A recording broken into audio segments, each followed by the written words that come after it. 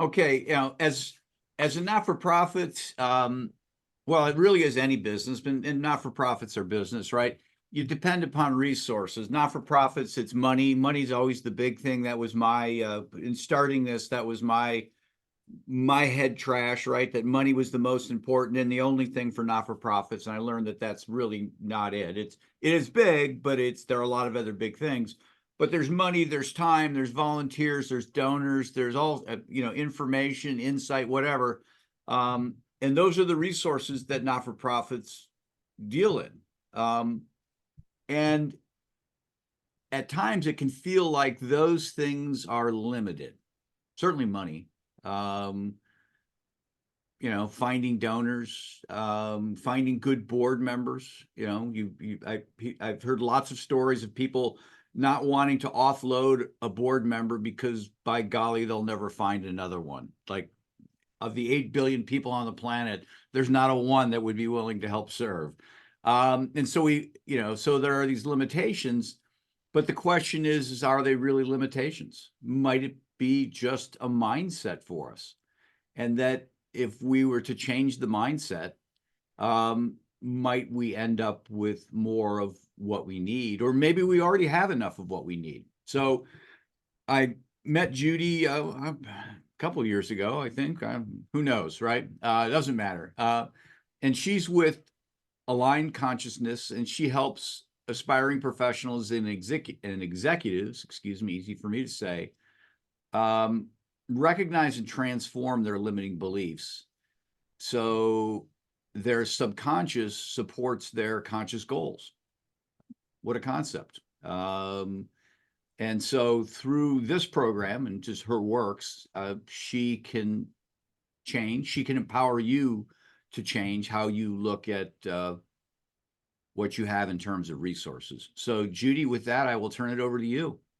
Okay, great. Thanks, Frank. So yeah, I am Judy Kane, and my business is called Aligned Consciousness.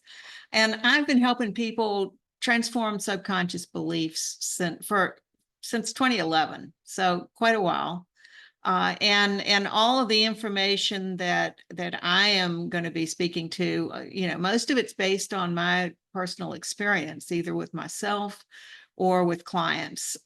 So not a ton of research going on in here, but I've seen quite a few people, and it's interesting how those subconscious beliefs can impact you and your lives and your organizations. So, first of all, I wanted to let you know that I'm not going to put slides up, but I do recognize the fact that some people do better with visuals. So I'm going to drop, easy to say, I'm going to drop a link in the chat to a PDF that has what would be slides if I were using them. And so if anybody wants to follow along with that, they can. It might help if you like to take a lot of notes or something, but I like being able to see the group.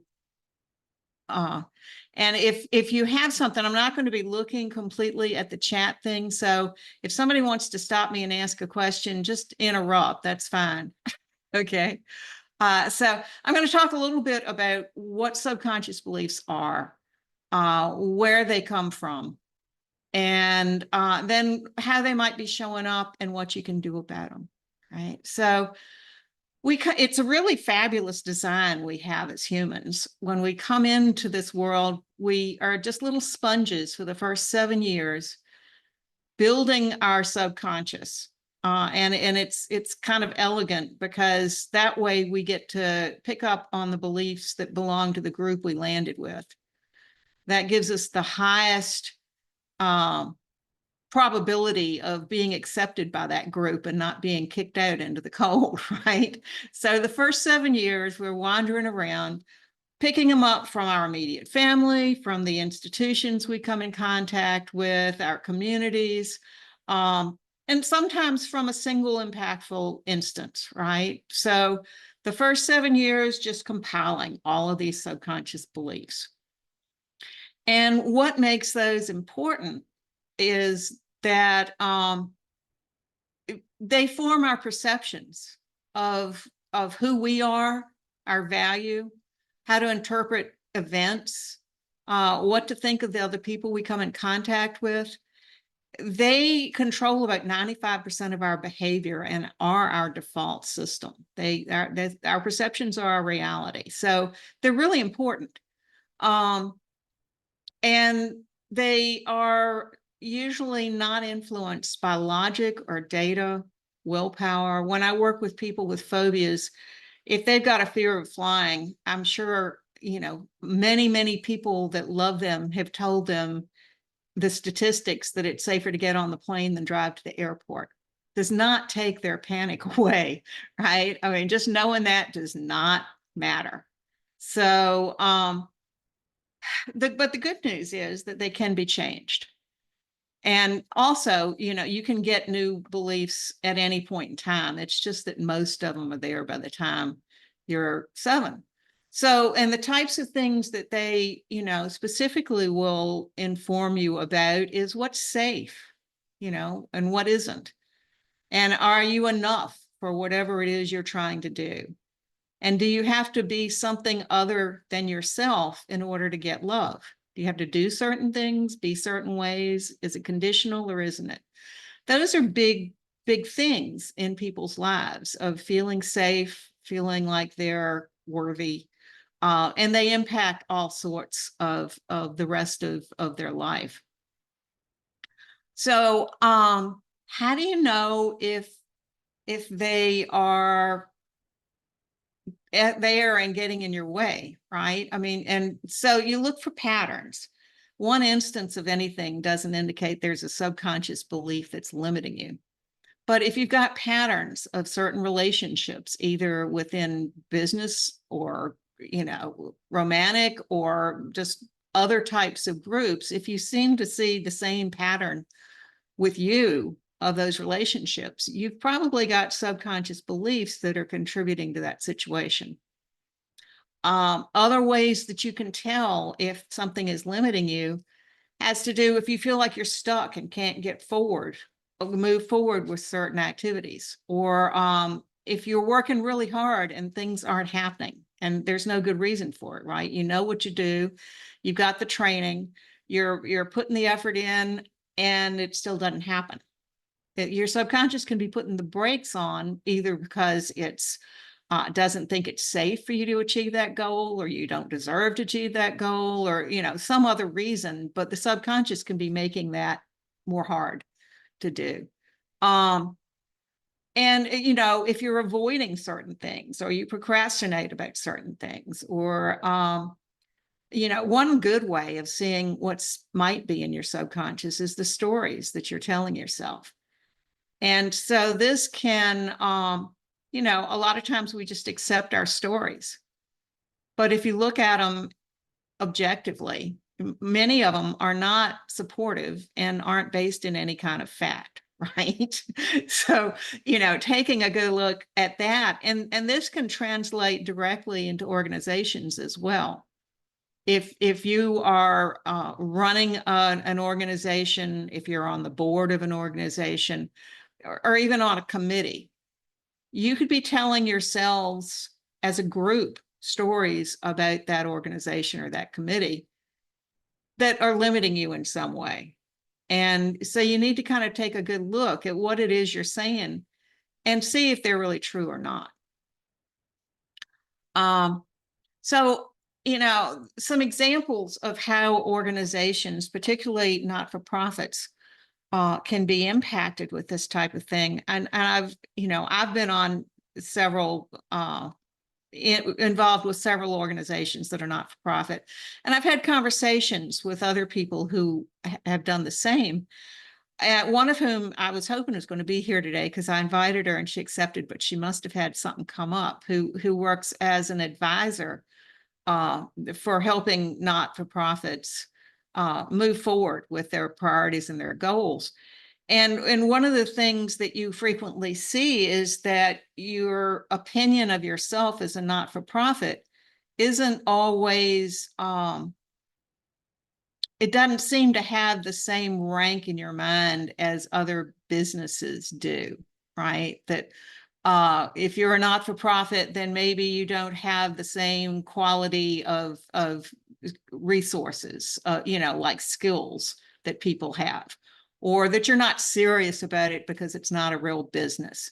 Or that you don't need business processes, right? Because you're not a for-profit business. There are a lot of like identity things that people either think about themselves, or they, tend to make you think they're true because they think it about you. That kind of get in there and mess with your head. But some of the things I have seen that impact individuals and certainly can impact you as an organization have to do with fear of success. What if you got too big and it would be too hard to manage, right? Or it could cost too much to do this. We don't have the resources. If we grow too big, it's going to be impossible to manage. Money issues. A lot of times individuals, and this translates because individuals are making up the organization, there's a stigma around money. It's your measure of success in many ways, but you also grow up in some houses where it's the root of all evil. Or if you're going to make money, you have to work really, really hard for it. And we might not have the manpower to work really, really hard to get all the money you need. Or we don't want to get too big and have too much money because you don't want more money than you need. Or you don't want to be like those other organizations that are not using their money wisely. If we keep it small, we can have better control over it. So there are lots of things that come up just from a fear of success standpoint. And when those fears happen, you frequently can see self-sabotage. You can see procrastination.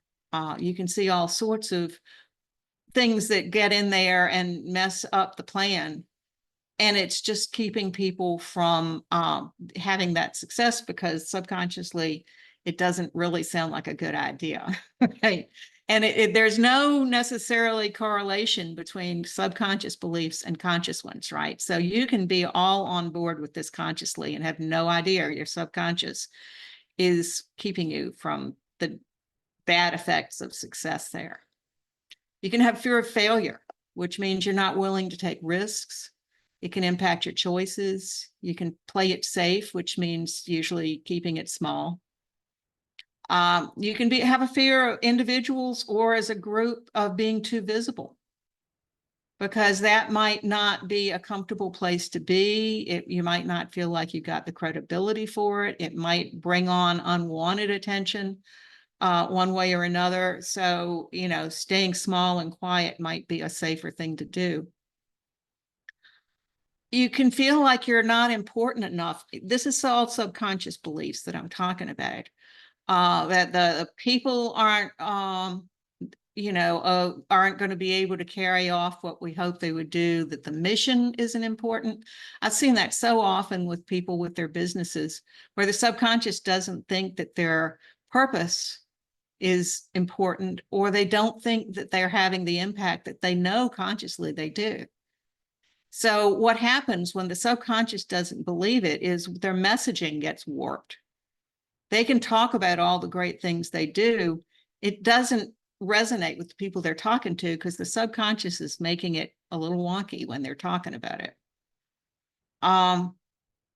Because of being a not-for-profit, sometimes people can feel like they don't deserve to be a priority in other people's lives, right? That they need to play second fiddle to, their real jobs or, other things that are priorities. So they can kind of like drop down as a priority. Difficult about talking about what they actually achieve because it's not good to brag about yourself, right? Hard time making decisions because you're making it, particularly for a not-for-profit, you're trying to make decisions that have a huge impact on others, right? And so if you're not confident about your ability to gather the right information and make decisions, it can be really hard to decide where to go, how to do things. And again, the self-talk. But the big things, and this is what I wanted to talk the most about today, is about scarcity mentality. And there were all the things that Frank talked about, right? First of all, you think money. When you think about a scarcity mentality, that's the first thing most people think of is money. And sometimes, you know, when people think about that, they think that the amount of money is the important thing. And when I'm working with individuals, you know, you really need to get at what it is that the money is going to provide. The money itself is really not the thing. You know, a certain number in your bank account or, you know, something like that is not what's going to, you know, make that emotion for you. There's something it's supposed to be giving you that is important to you, and the money is just the marker for it. But when people think there isn't enough, they will have a goal of either making this much a year or having this much in their bank account or, you know, something like that. And when they get to it, they don't get the result they expected, right? So they think they had the wrong amount and they will up the amount. They're still not getting what they expected. And so it's a vicious circle, right? They'll keep upping the amount and they'll never have the emotion attached to it that they expected. They've got to change the belief system there so that they know they've got enough resources to do whatever it is that they want. That, you know, they need to know that they're safe, that they're secure, or that they can, you know, achieve the things they want to be achieving. And the money is just, you know, part of how that process works. But the belief in the scarcity of it is going to keep them from ever feeling like they have enough. And so that happens with individuals. It can also happen with organizations. Time is one of the big ones that you also hear about. And I mean, I know we've all had a moment ourselves and know people who go, oh, there's just never enough time. I was up till 3 last night and I still can't get all the stuff done. There's too much. And what I have observed is that when this happens, it's more a matter of the mind and the brain work together for a lot of things. And the brain, one of its jobs is to make sure that it finds verification for your beliefs. It's trying to make you know that you're right. So if you have a belief, it's going to look for examples that prove this. So if you don't think you have enough time, the subconscious and the brain and all your other decision making and behavioral activities that go on they're going to find things to put into the time you use that aren't your priorities, which is going to force the priority work to not get done in the time amount that you had, which means you did indeed run out of time, right? And it's a vicious circle. If you knew you had enough time to do all the things that you needed to do, all the priorities, they would fit because you wouldn't be doing the extra stuff to prove yourself right that you didn't have enough time. Does that make sense? Do you understand the point I'm making? It's all a perception and a subconscious belief on Say that sentence again. If you what? If so, when people run out of time, they have filled their time with things that are not aligned with their priorities. It's to make themselves right. It's to make themselves run out of time, right? And this is all subconscious. It's not a conscious thing. They don't know they're doing this, but they will find the extra stuff. They will do they'll take too long for one thing or do somebody else's priority. They'll do other things in the time they've got. And that makes them run out of time for their priorities. You are talking to me, Jane. You are talking to me.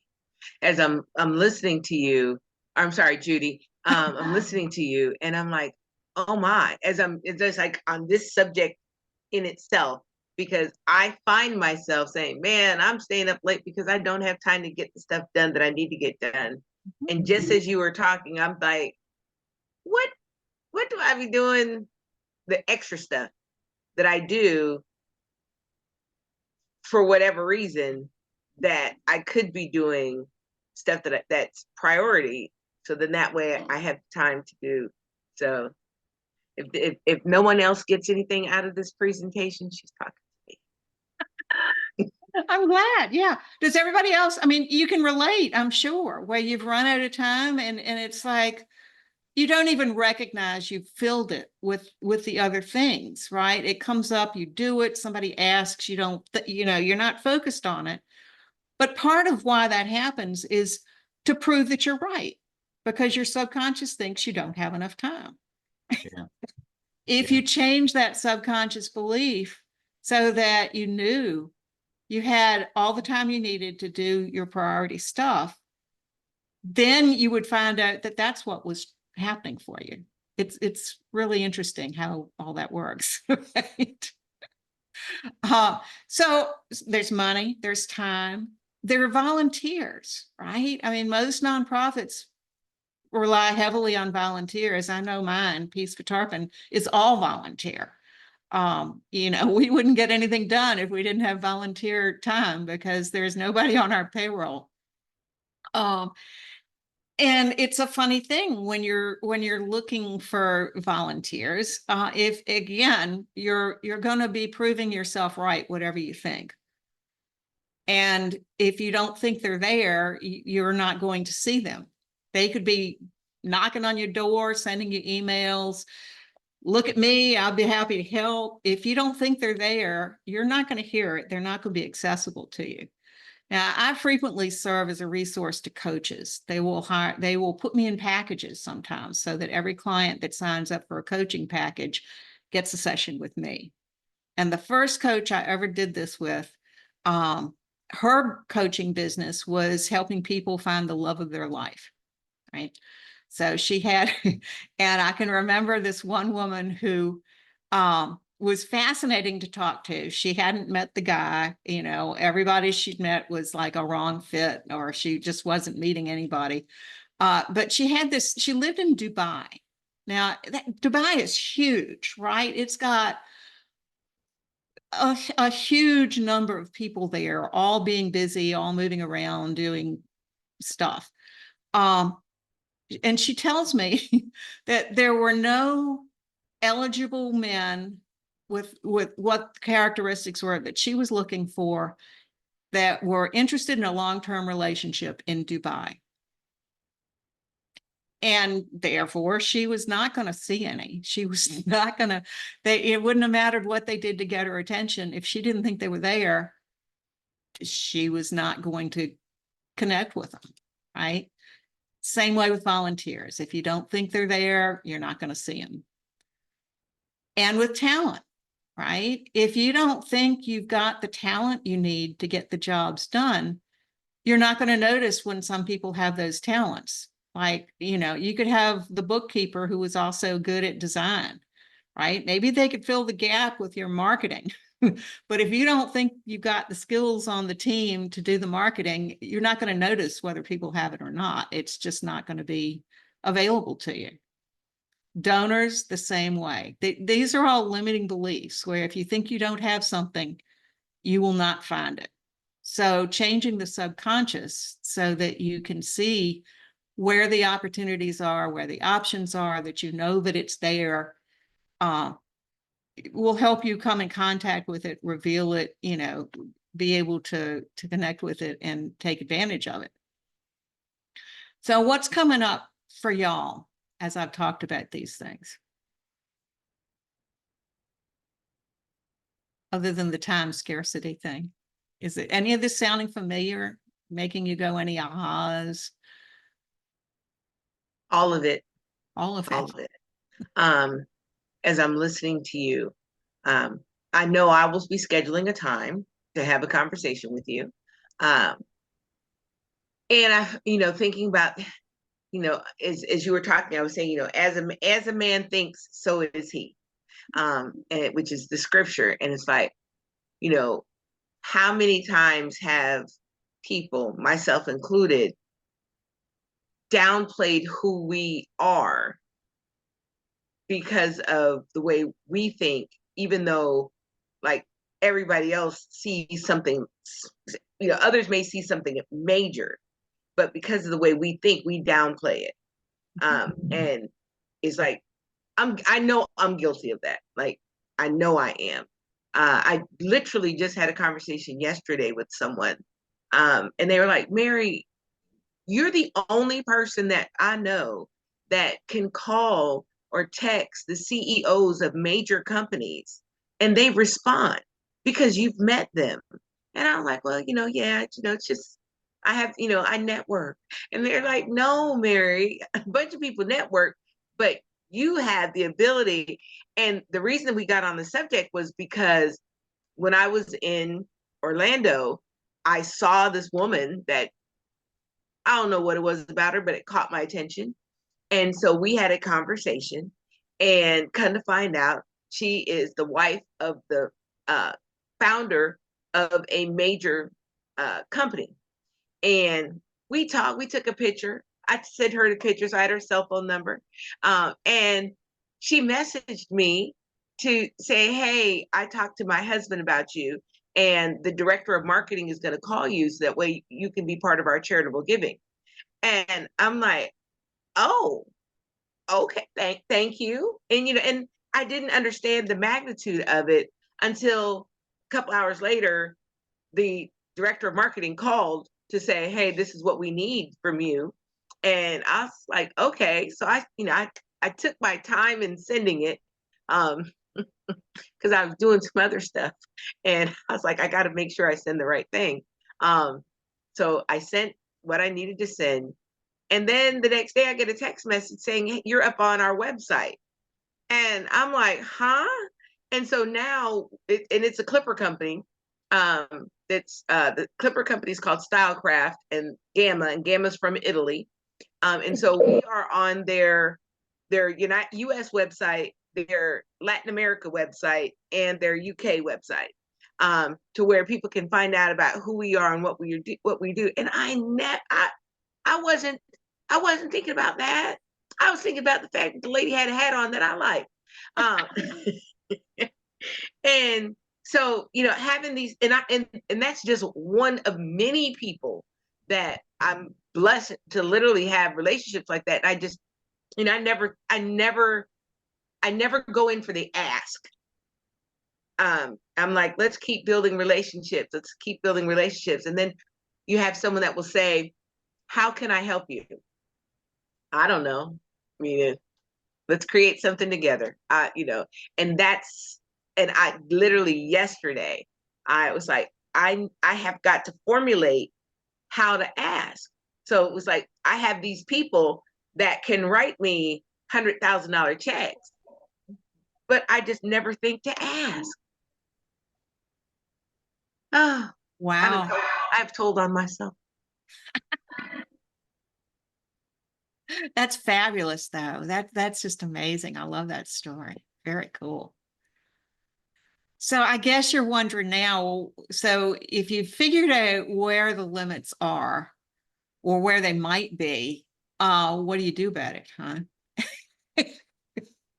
That's what everybody wants to know. It's not like you're stuck with these things, which is my big reason for ever doing presentations. I want people to understand how to recognize when they're being limited and what they can do about it, right? Because people can say, well, it's just the way I am, or everybody in my family's always been like this, or, it's kind of sad of like, yeah, I've just got these limits and there's nothing I can do about it. Not true. You can.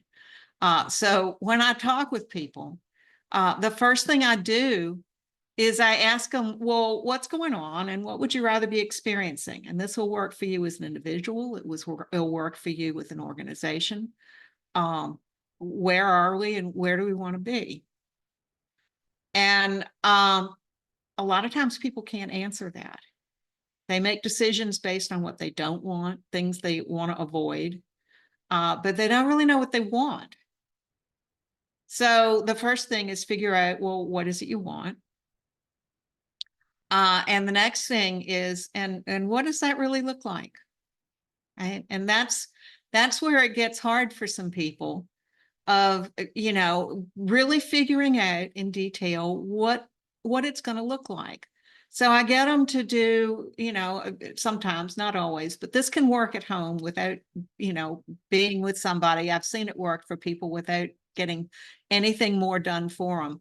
is start thinking of examples of how it's going to look once it's true. And the thing that people get stuck on sometimes is they don't understand when I say how it's going to look. It's like really good visual details.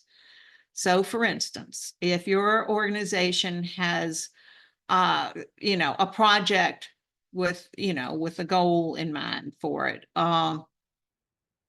you could picture how it's going to look at the end, where you can say everybody's happy because we met our goal. Well, that doesn't give you any visual, right?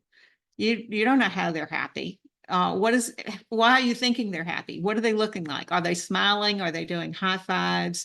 Describe it as if it were a picture on your phone or a silent audio, and talk about what you actually see.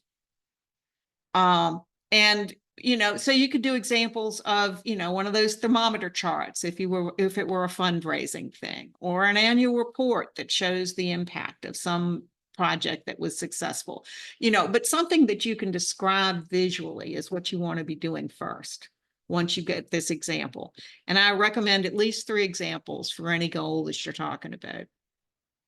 So you talk about how it looks, then you talk about what you hear. Once you've achieved this goal, what are other people saying? What are y'all saying to yourselves? Both as a group within a committee or a board or something, or what are you personally saying to yourself when this is done? There's going to be some positive thing that you're going to be saying of, wow, that went really well, or we did better than we expected, or what a relief, it's over. But it'll be, something that you'll be saying that, you can talk about what you would be hearing.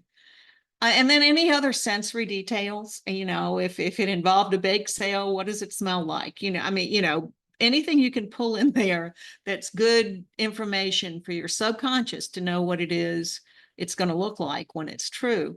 And then the most important thing is, what's the emotion you're going to be feeling?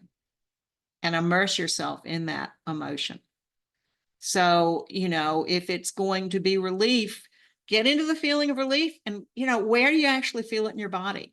Does it feel warm? Does it feel buzzy? Does it feel, feel the emotion and figure out how it feels physically in your body. And if you do that, you're giving your subconscious information about where it is you want to go. And sometimes that can be enough. And then the other thing I recommend for people is, where you are, you've decided where you want to be. You can also put together some action steps that help you bridge that gap, right? That might not have been as obvious for you before you went through this exercise. And if none of that works, then find somebody who can help, right? There are lots of us out there with lots of different modalities, and we're all willing to help people who want to do something different. So now I've got stories of different beliefs that have impacted people, but if I don't want to take up all of my time, if there are a lot of questions. So let's see if there are questions that lead us in another direction for this discussion, or you just want some examples of how strange beliefs show up in people's lives. That sounds interesting. Okay. All right. So most of my examples will translate to your not-for-profits, but they aren't. I've worked mostly with entrepreneurs and individual business people, or with people. We also work with subconscious beliefs that are causing physical symptoms of stress. So sometimes people come to me with a physical symptom that is actually being caused by subconscious beliefs. But some of the things I have seen when I was talking about fear of success, I was working with a coach once that she was doing all the right things. She was very qualified. She had all the resources. She put all the energy into it. And her business wasn't growing, and she was frustrated and overwhelmed. And it was like, well, I don't know what else to do, right? It's just kind of really upset with the whole situation. And it turned out that she had a subconscious belief that in order for a business to grow, she needed to work 24/7. And she did a very good job of having a balanced life, right? She had her business, she had family, she did good self-care.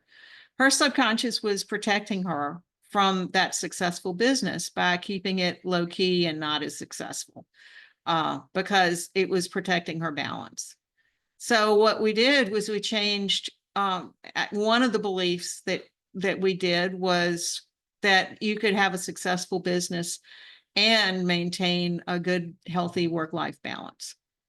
Which that was just a new concept for her subconscious. And once she did that, it was, it didn't take long for the business to turn around. I had somebody else that had a subconscious belief. She was like in a multi-level marketing, sales type of a thing.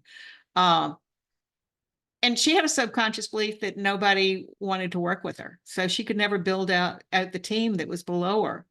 And the ones that were there weren't doing anything, right? They were just kind of there hanging out, but they weren't making any success for themselves or for her. And you can, there are these weird things that show up that you don't know about. I had a woman who came to me because she was getting ready for shoulder surgery. She had a horrible pain in her shoulder. She was numb from the elbows down on both hands. Doctors couldn't find a reason, but they said, well, we'll go in and see what we can find to correct the surgery, because they had run out of any other options. And I don't even know how she heard about me, but she came to me as a last resort before scheduling the surgery. And we found subconscious beliefs that were causing that, and cleared up the shoulder pain, the numbness. But in the process, we found subconscious beliefs that were making her very unhappy in her marriage. And when we changed the beliefs that were related to the shoulder, we kind of, took care of a couple of others that came up related to the relationship. And, her marriage now is happier than it had been for, years. You don't know what the impacts are, right? You just know things aren't right, and you don't know why. And if you can start getting to the bottom of them, it's amazing how these can spread out into all sorts of areas of your life. It's So fascinating work. did you fix her shoulder and now she can beat her husband around? Is that what happened? Yeah, she got stronger. She was able to push him around now. Yeah. Yeah. Now, I mean, relationships are really interesting, because when you change a belief, like I said, the subconscious is telling you what to make of the other person, right? Yeah. And so if you're thinking that they're doing this thing, and it means this to you, you react in a certain way. And then they respond to the way you acted with another way, right? And so if you can not assume the worst about what somebody else's behavior means, you're going to be responding to them differently. They're going to respond back differently. The whole thing can turn around. I've seen that a lot. I've had a fair number of people come for relationship things. They tend to go one of two ways.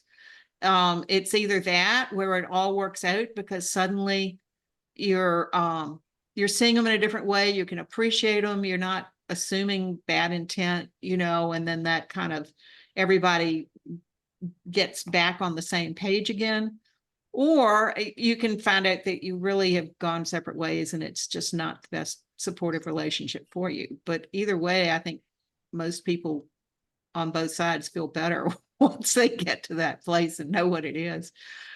Alan, you had a question. Well, I have more of a comment. I want to say I feel like I've known you my entire life. Thank you for all of you allowing me to be here. I don't share this often with too many people, but I'll go ahead and share it here. Based on what you're saying, my wife suffers mental illness. There was no blueprint for this. I learned that we've been together 11 years. Yeah, I'm one of the guys that do remember how long I've been married. She's right there. 23 years we've been together, but 11 years married. And when I learned about mental illness in 2007, it was because there were a breakdown that she had. And when I went down to the mental health clinic, they said, well, do you know what mental illness is? I said, no, I don't know. I grew up in Compton. I don't know California. I don't know what's going on. Well, long story short, it was basically PTSD, ADHD, bipolar, and schizophrenia.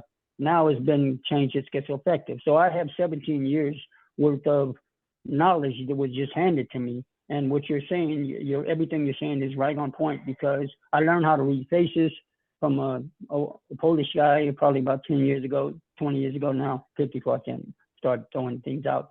And he taught me that, just reading and understanding where my wife is coming from really helps a lot. So the conscious mind with me has been playing all kind of things over the past 20 years. And I want to thank you from the bottom up, because every knowledge you're saying, entrepreneurs, I'm an affiliate marketer, but most people, network marketers, affiliate, solar, nonprofits, they're all coming to this whole aura of trying to figure out what the other person's thinking. Sometimes and I realize that people don't wake up in the morning and think about Alan Holmes. They don't. They think of how they're going to get through this thing called life. And so I applaud you for changing the world and allowing us to be a part of your incredible geniusness of what you are, Ms. Judy Kane. Thank you, and I will get on there as well for your, because there's a lot more. Thank you. Well, thank you. That was lovely. So you never know where the subconscious beliefs are going to have an impact. And Mary, you got your hand up. Yes, I just put my hand up. And so I'm literally, I have so much going through my mind. It's like, you said something about how an example of someone thinking about what somebody else would say. So in changing beliefs, like, what is the process? Like, Okay. how does that, like, Yeah. Because I'm wondering, because I'm like, I'm not wondering because of me. I know someone that our interactions end up being off quite often because they think the way they think, and they have a tendency to say, well, I thought you would do, and I'm like, no, ask me what I'm gonna do. And they do this on a regular basis, and I'm like, no, you do not know me. You don't know me like you think you do. So do not do that to me. And I tell them, like, respect and love me enough to let me give you my answer. Yeah, that's good. That shows that you've got, a lot of times people aren't comfortable setting boundaries and expectations and, explaining what is and what isn't okay with them. It sounds like that's not something that you have an issue with. So yay, that's good. Because sometimes that can be hard for people, if they have self-worth, if they don't think they're as important or as worthy as the other person, they have a hard time sticking with their boundaries or establishing their priorities or doing things like that, and so I work with people for that reason as well. So the actual process of changing, and there lots of people have different ways. And so I can't speak to any of their other ways. There are lots of effective ways of changing subconscious beliefs, but the one that I use is called Psych-K. It starts like psychology, PSYCH-K. It's been around since the 80s. I didn't invent it. There are a lot of people who use it. And it's a very fast change process. You can usually change any one belief in less than 5 minutes. It doesn't care where the beliefs came from. So it's a very, very gentle way of working with people if they have a history of trauma.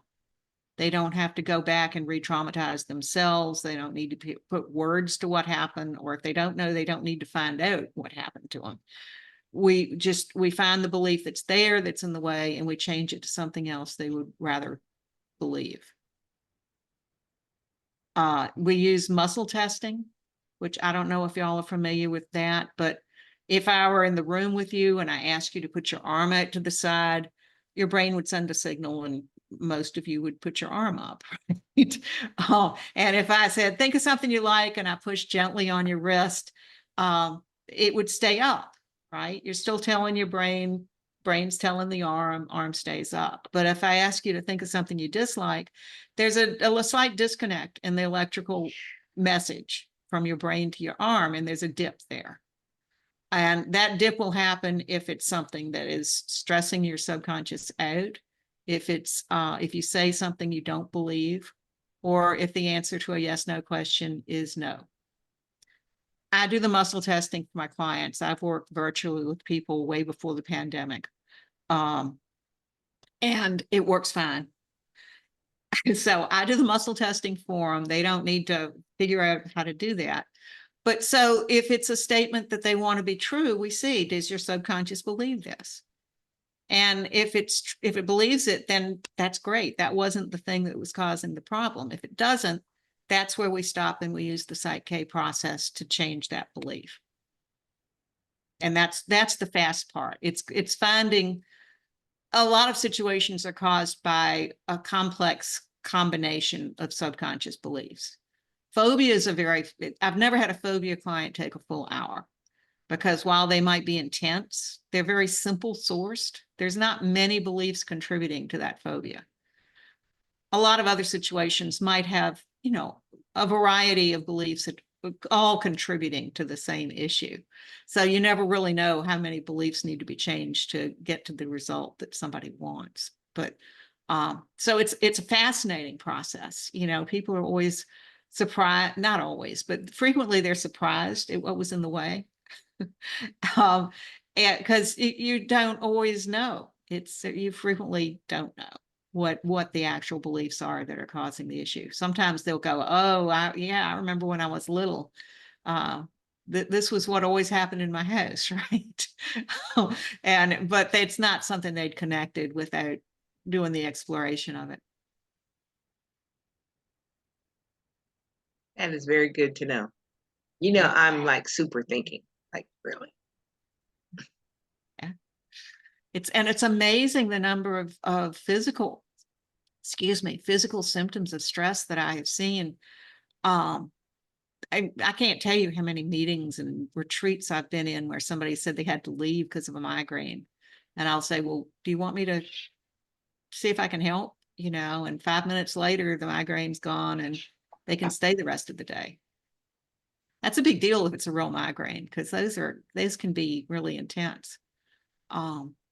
And so I'll see a lot of things like that, not always immediate effects, but things like pains and aches and mobility things, not being able to raise your arm over your shoulder for 20 years, things like that frequently will have a immediate difference. Whereas some other conditions, might take longer to play out over time. I met a woman who she stood in front of me and she put her hands on my shoulders, and I'm seeing right now what she was seeing then. And I'm like, oh, I never paid attention, because I don't usually look at myself like that. I'm usually in passing, do what I got to do, keep going. But I can see it on this Zoom. She stood in front of me and she put her hands on my shoulders, and she said, "You're out of balance." And she said, one of my hands is higher than the other, which means that there's something in you that's out of balance and it's showing up in your body. Mm-hmm. And so hearing you, I'm like, okay, I'm about to have a conversation for real. So just plan a date, come to Columbus. Let's put the arms out. Let's do all that. I don't do it in person. I will drop. However, if anybody has, I don't know how long you want me to be talking, but if there's questions you've got, I've dropped all sorts of stuff in there. How to get in touch with me, some free resources you can download. I've written a book if you want to buy that. And just where I am on LinkedIn and Facebook and my website. So, if you've got questions, you're welcome. Free phone calls. You can sign up for a 15-minute phone call I'm always happy to answer questions, talk about what might be at play. You know, the one question I always get, well, how many sessions would I need to fix this thing? And I have no idea how many beliefs you've got, so I can never answer that question. But if it's a phobia, historically, I've been able to do those in one session. That's about the best I can say. But so other questions? I can talk as long as y'all want me to. Anyone have any other questions? Well, you can keep talking, and we're doing good on time. Okay. So that's not an issue. Can you like donors?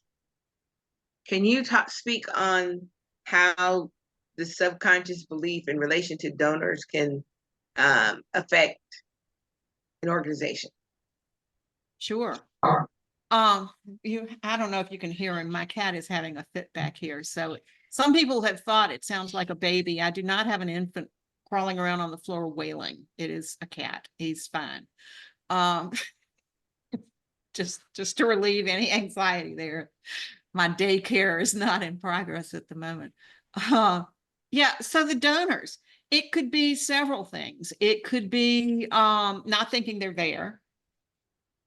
You could be thinking that your nonprofit, might deserve the same funds. Maybe their money would be better going to something else. So it's like that inferiority thing about your nonprofit. It could be, it could be where you feel uncomfortable asking for the donation for a variety of reasons, either because, one, you don't know, you're not convinced it's worth it, but other ways it could be that you aren't aligned with it with your subconscious, right? Where you don't subconsciously know that you're having impact that you consciously know you do. I see that with a lot of entrepreneurs where they do great things. I've seen their results. They know what they're doing. They're skilled at what they do, but their subconscious doesn't think they have the results that they consciously know they do. And it makes it really difficult for them to ask for business. It's not convincing when they say, I can do this, I can do XYZ for you. But what the people are hearing is, maybe I can do XYZ for you. Maybe it's not worth what you'd have to pay for. All these things are going on in the subconscious. It translates out to the people who are hearing it. So, asking donors for money, you could have all of that static head trash going on in the background that you're not aware of. Interesting. Yeah. And just not seeing that they're there, right? There's the initial of just not knowing they're there. That means you wouldn't ask for it because you don't even think of it as being, your example of not thinking to ask for the money. You weren't looking for a donor there. You were looking at the woman's hat. Now, I don't think you got a block because she offered it, right? You're getting it that way, but it could have been a block for some people. Yeah. Interesting. Yeah. Fascinating stuff. I have a background in IT management, did that for decades. Oh, which I love. I love that. I saw that in your background, in your bio, Yeah. Yeah. your website. This is so much more rewarding, right? It's so interesting because every person has different beliefs causing the thing, whatever it is. It's not like, oh, if this is the situation, then this is the belief that's gone crazy on you. You don't know. So it's puzzling. So I'm looking at your slides, and I really appreciate having the link because I will download this puppy and bring it to my board. Where's the first place that I would start with the board? Because as a group, we probably have limiting beliefs. Yeah. As a group, you probably do. Group limiting belief too? Sure. Absolutely. To the individual? The individuals would contribute, but there's a group identity, right? And a group belief system that's at play too. That's typically going to be an easier thing to address because I think for the most part, when it's group beliefs, they're conscious beliefs, right? So you can, they might be stories you're telling yourself that aren't true, but you know, I think it's an easier thing to do. Where I would start with the board, or with any committee group or whatever it is, I would start with the conversations and take one project or one aspect or one goal at a time, but have the conversation, what do we really want this to look like? And you just facilitate that conversation, make sure everybody has the opportunity to express what they want it to, pass a talking stick, do whatever you need to do to make sure everybody's input is heard and valued, and keep talking about it until everybody's got the same vision of what that's going to look like. That's where I would start. Thanks. Mhm.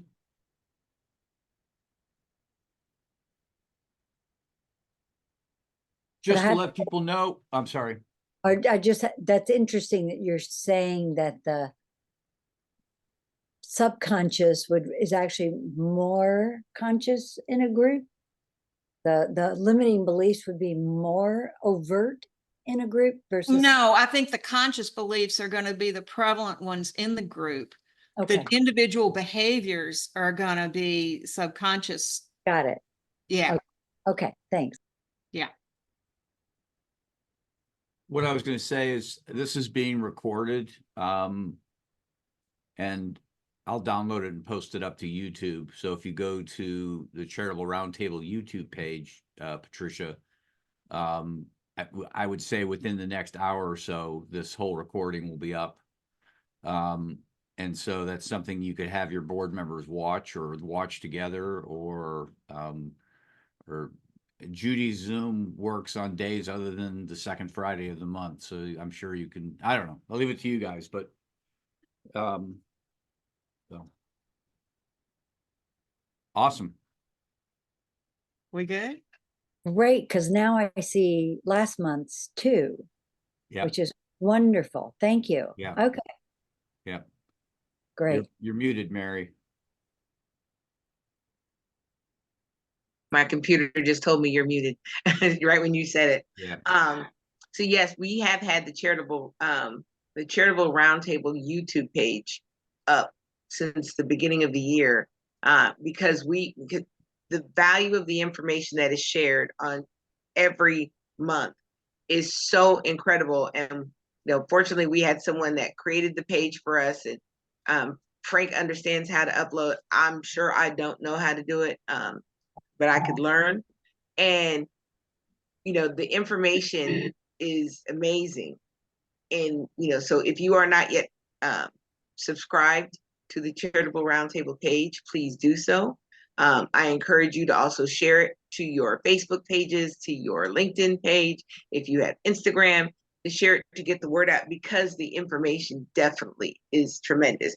There should have easily been 100 people on today's part of today's gathering, because this information is absolutely incredible.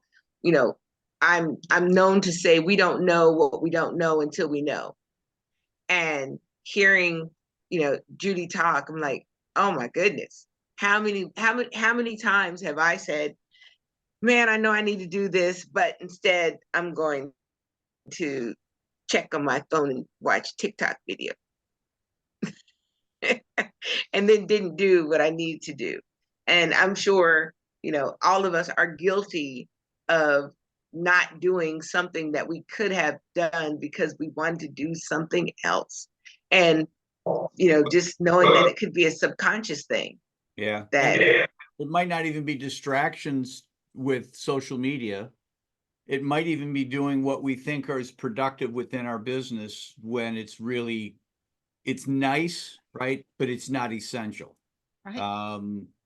And I think that that's probably a bigger hang up, probably with you, Mary, because you're going 100 miles an hour, 20 hours a day anyway. So I doubt you're So I would think it's that more than anything. And I mean, I catch myself, you know, why am I doing this? Do I have to do this? Is it more, you know, so, I mean, so anyhow. So, I found it. Never mind. I think. I'm gonna I found it. stop recording right now, if that's okay. Wait, hold on a second, Frank, because Deborah has a question. Okay. Oh, I'm sorry to hold you up, but No, that's fine. Um, I just wanted people to be able to swear, you know? sure. I just wanted to share, over the last 8 years, I was asked to be involved in something in Atlanta called the Global Village Project. Atlanta had a tremendous influx of girls and women from former Burma, which is, of course, is now Myanmar. And there was a need for school services, something of that sort. And when we're talking about being, running a nonprofit, and the subconscious thoughts, which is such a wonderful concept, but you've got the subconscious thoughts of yourself, your administration, your individual on your board, the individuals on your board of directors, but you also have subconscious thoughts of the people you want to serve. And I think it's quite a hat trick to combine all that into the best possible program, because the best possible program may never be achievable, but to get you going, when you consider all of that, all of those subconscious thoughts, you come up with pieces of a program that aren't just, well, you need to know how to do this to survive. You need to know how to do this to survive. In the United States, that's one thing, but it's also how to grow as you see yourself growing when, for the people that were being served, how to still revere your own heritage, how to create a culture where women communicate. That was very different for this group of people. And of course, valuing education. What is the purpose of learning this? Aren't going to do this and that. So it's those three pools of subconscious thoughts. And any ideas or experiences anybody can share or discuss about how you process all of that, how you bring it to the surface, and ultimately bring it to the table when your program is being developed to ensure success. I just wanted to throw that out there. Thank you. Yeah, that's, you're right. They're all the interlocking, intersecting types of circles there, right? And that's true in all cases, right? Our lives are not simple. They're not usually linear.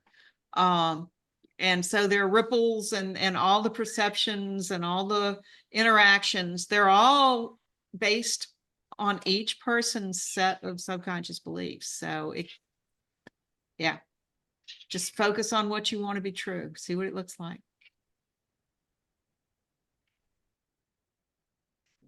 That is a good place to almost prepare to end the recording. So we want to thank you, Judy, for being our guest speaker, sharing about literally the mindset in our subconscious. I want to remind everyone that the Charitable Roundtable meets the second Friday of each month. So we have another amazing guest speaker lined up for next month, and you definitely want to be here. We do ask it when you see the information, whether it's on LinkedIn, Facebook, or any of the other social media avenues, that you share. If you know a nonprofit or someone that is in the nonprofit space, definitely encourage them to be here. Encourage them to subscribe to the YouTube channel, because what goes on here is just, it is phenomenal. And so with that, I'm prepared. Frank, do you have anything else before stopping the recording? I'm the speaker next month. So I'm going to be talking about not 30-second commercials, but 8-second commercials, just our messaging. And I work in the for-profit world, and I see people's messaging mess them up.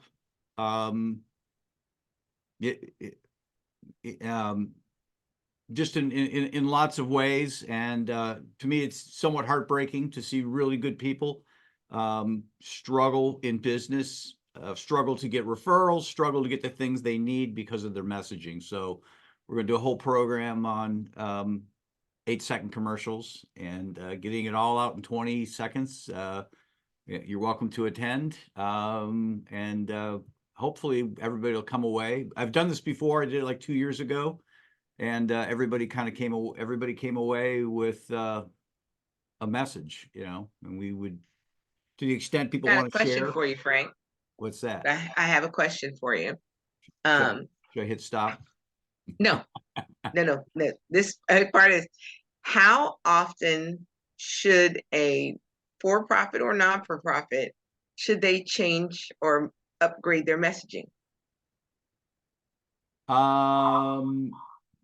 That's kind of a loaded question, and we can talk about that next month. But it's, one of the things I'll talk about in messaging is there are really two types of messages. Well, there's lots of different types, but there's the message that, hey, you're meeting Judy for the first time. There's the message that Judy gives you the first time she meets you, but then there's messaging that Judy gives you later on when she's talking to you. And a lot of times what people end up doing is they have one message and it's one message. And they keep saying that one message, and people, I know it's going to come out of your mouth, and it becomes white noise after a while. But that's, I don't know that I'll get into all of that. I'll certainly touch on it next week, or next month, but, there's a lot to it. There is a lot to it. I don't know. See, I asked that question because I know that our COC has had the same or similar messaging for 18 years. Yeah. And, we got it right the first time, but things have changed. And it's like, so now I'm actually looking into, and part of that was because I had a conversation with someone, and they're like, you sound scripted. And I'm like, what do you mean? Yeah. But it's because I've said it so much that. Well, what I tell people is don't tell me what you do. Tell me when you do it. Okay. So for an example, a realtor will tell you what they do, and they can say it 10 different ways, and it all really says the same thing. And they'll keep changing that what, and they'll keep changing that what. But when it comes to people helping us and people referring us, it really boils down to talking about the whens. When we swing into action. If you know that family that's moving mom into a home, that's a when. So I don't know that there's anything wrong with your messaging, Mary. Your initial, it's talking about the whens. There's, whatever. So there's a lot to it. It's not easy. It's not an easy thing. So, but that's next month. Patricia, do you have a question?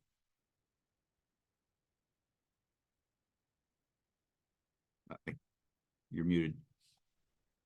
I'm not kidding. I've gotten so much out of these monthly gatherings. I've been bringing it to my board, but and I agree that more people could benefit. And so I just posted with the website and the YouTube, and I tagged a bunch of you, and I have over 11,000 connections. And sometimes people do what I say, sometimes they don't. But if you connect with me, it showed who was connected and who wasn't. I think it's helpful. This is just such an amazing. I go to a lot of webinars, and this is really good. Well, thank you. Yeah, thank you. And Judy, I appreciate you making the time. There's an extra 30 cents in your account. I bought your book. I don't know what kind of royalties you get, but I bought your book and I subscribed to your newsletter. Oh, Um, thanks, Frank. Yeah, I know. You don't get much out of that, but you know what? You can supersize a McDonald's this week. Go for it. Ah, Um, thank you. I appreciate the opportunity of letting people understand more about what's going on behind the Yeah. scenes. yeah. Do you have Canada in your background? Because I hear about. That's a Richmond thing. Oh, okay. All right. Richmond, Virginia. Yeah, I know. All right. That's Everybody okay. says Canada, but if you listen to the rest of the words, it doesn't sound like Okay. Canada. Yeah, it's just the about. I hear the about. About house. Heard that Oh, too. yeah. I was gonna ask. Yeah. All right. Sounds like it. Yeah. I'm turning.